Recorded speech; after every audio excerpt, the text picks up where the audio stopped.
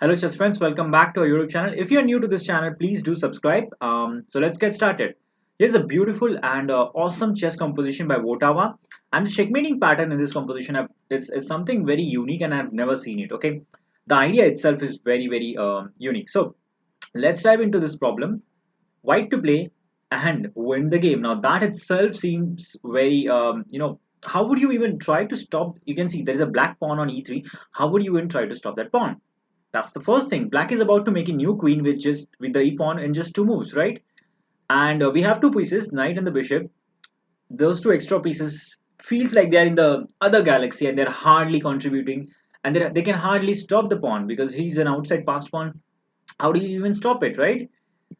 The first move is something that is completely delusional. Okay, the first move is knight to g6. Now, to those of you who said bishop g7 check, it's not actually gonna work. Okay, so let's have a look at why this is not working. Black plays the move king e6 is the accurate move. Knight g6, e2, h4. White can try this, but now just promoting to a queen. h5. Now he'll play a3, trying to break the pawn chain, and after captures, queen takes e3.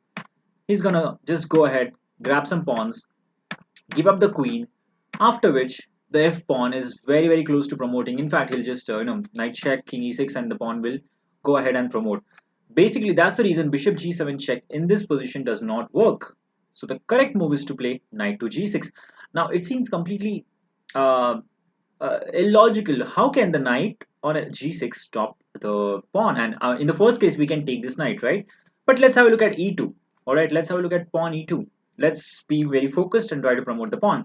Now we see the point of playing knight g6. We play the move bishop e7. The knight on g6 supports the bishop on e7. Well, what happens if king takes knight right now? Now we have the move h4, and this will basically transpose into the main line. So we'll look at this a little bit later. So bishop e7 check. He can also go king e6 right now. And now the point is to play knight takes on f4. That's a fork. And as soon as he captures, because he has to, otherwise the knight will capture the pawn and stop it. Now we play the move bishop h4, and basically just bishop e1 successfully blocks the black's pawn. So let's go back. Knight g6, basically the threat of bishop e7 forces him to, bishop e7 and h4 forces him to capture a knight. But what do we do now? The point is we have to play the move bishop e7. Believe it or not, the black king is in a mating net, right? So it's unbelievable, but it's true. So he plays the move e2, h4. What's the point of this move? Well, let's have a look at what happens if this is captured. Then bishop takes, and the bishop is able to stop the passed pawn. So you just go ahead and promote to a queen, isn't it? But now you play the move pawn to h5, and this is where we were transposing, right? Now the king has only one move, king h6, and I've never seen this checkmating pattern. It's wonderful pattern. Bishop f8 checkmate. Who would have thought from the initial position? Look at this position. Who would have thought that we can even give a checkmate to the black king? Just an unbelievable puzzle. And no matter how many times you look at it, it still feels, you know, it's just impossible to solve. It's like one of those Reti problems where you just feel like, how can you even stop the pawn, or how can you even checkmate the black king in the first place? But it's all possible. So that's the chess wizardry of Wotawa, and there's a beautiful book on it. It's called as a chess wizardry of Wotawa. It's by Cyrus Lakdawala, and definitely check it out. It's a new book, and it's been selling quite. It's been it's been selling quite a lot. So definitely something worthy.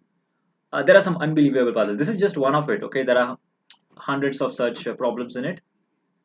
Just something that it basically tells us there are a lot of things in chess, a lot of patterns that we have never seen, and it only makes things more complicated, more beautiful.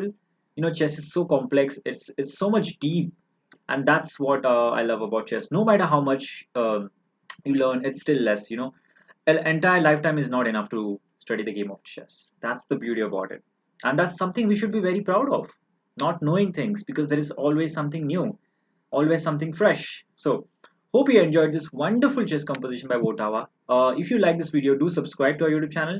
Until next time, see you guys.